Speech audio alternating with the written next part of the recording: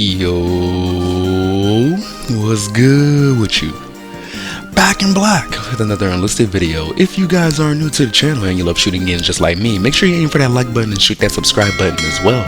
It'll help you find better teammates and improve your skill-based matchmaking.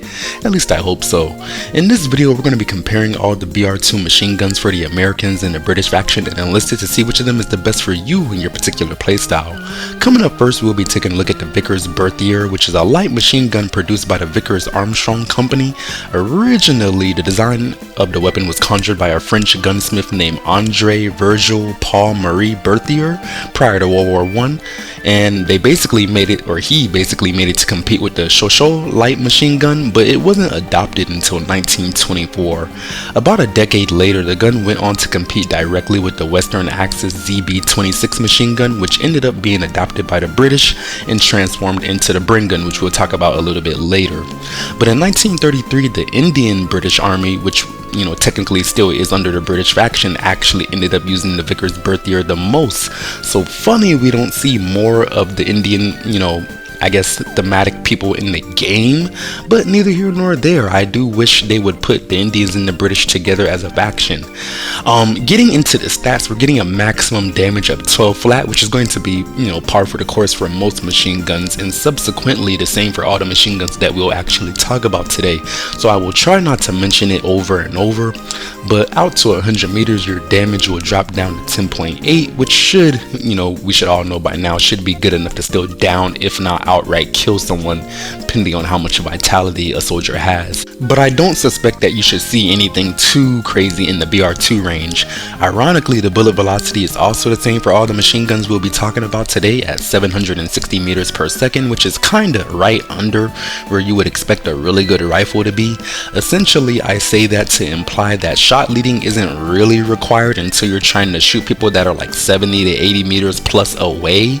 Rate of fire on the Vickers Berthier is going to be lowest in the tier at 440 rounds per minute, which is even slower than the Madison machine gun if any of you have used that. So I guess on the bright side, you won't eat through your magazine as fast, but on the dark side of that equation, the reality is that you are very likely to get outgunned, the closer you are to the enemy, and especially if you miss any of your shots.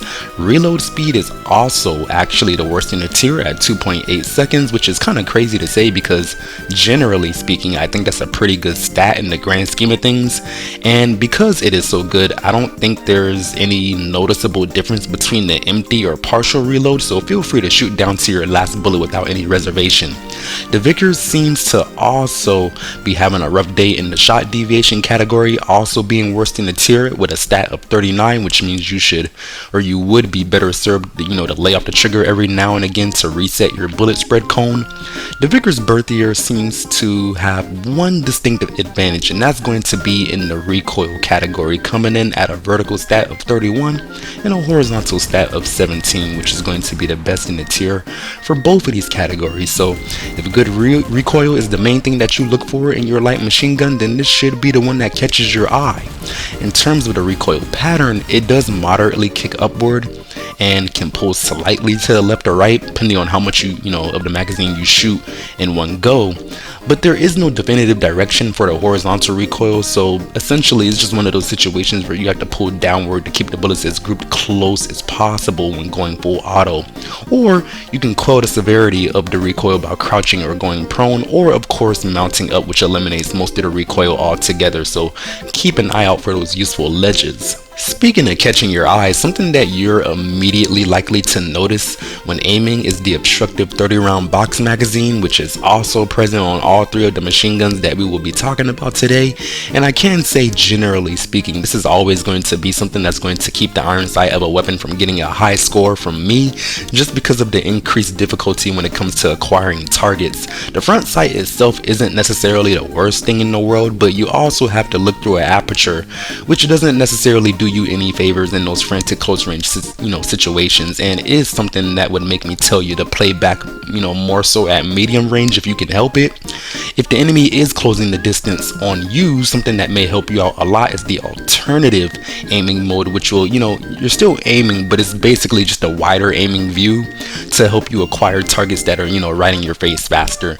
The last few things I would like to note about this machine gun is that it is the heaviest out of the three at 10.4 kilograms. It's only the heaviest by a small margin though, so nothing too crazy. Either way, basically it's saying that you should use this weapon more so in a defensive role, and make sure your machine gunners have a lot of stamina perks if you actually do find yourself in those situations where you plan on running around a lot, because you will be very tired very often using this thing.